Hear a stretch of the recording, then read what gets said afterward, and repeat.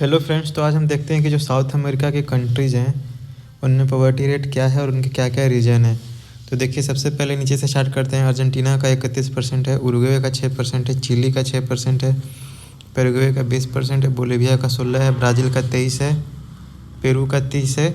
इसके बाद आपको इक्वाडोर का 31 है, कोलंबिया का 30 है, वेनेजुएला का 54 है और गुयाना का 36 है।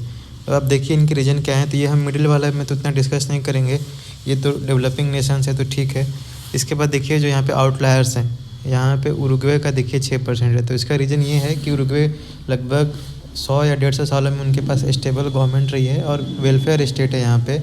तो हेल्थ केयर, एजुकेशन सबको इन्होंने फ्री कर दिया है।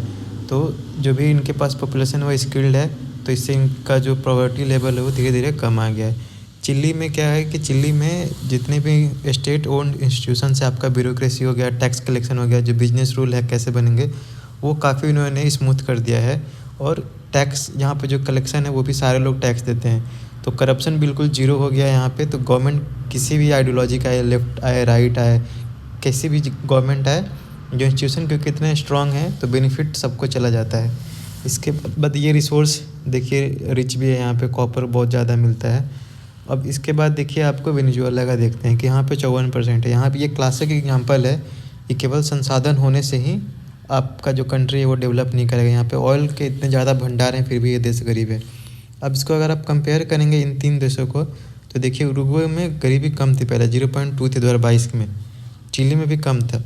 अब ये इसलिए बढ़ गया क्योंकि कोविड के बाद से थोड़ा इनको दिक्कत आ रहा है अपनी जो पॉवर्टी उसको कम करने में। तो ये धीरे धीरे ठीक हो जाएगा, इसमें ज़्यादा चिंता की इनकी बात नहीं है। अभी डेटा देखिए क्योंकि 2017 का है ना, तो डेटा पुराना है वो रिफ्लेक्ट हो रहा है। इसके बाद आप देखिए यहाँ पे जो वेनेजुएला है, वेनेजुएला में 90% था यहाँ पे, ठीक है। इसने अपनी गरीबी जो है काफ़ी कम की। वो इसका रीज़न ये है कि 2017 में इस पर यूएस ने सैंक्शन लगा दिया था, तो ऑयल का एक्सपोर्ट बंद हो गया था। और ये कंट्री वेनेजुएला में 95% इनकी जो इकोनॉमी है ऑयल पर डिपेंडेंट है। ये लोग डाइवर्सिफाई करने में विफल रहे हैं अपने देश की जो इकोनॉमी है, तो इसकी वजह से गरीबी बढ़ गया है। और यहाँ पे करप्शन, बहुत भयंकर करप्शन है यहाँ पे।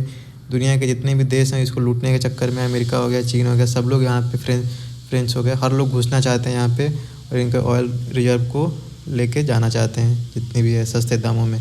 तो इसलिए यही है। आई होप कि आपको ये डेटा अच्छा लगा हो।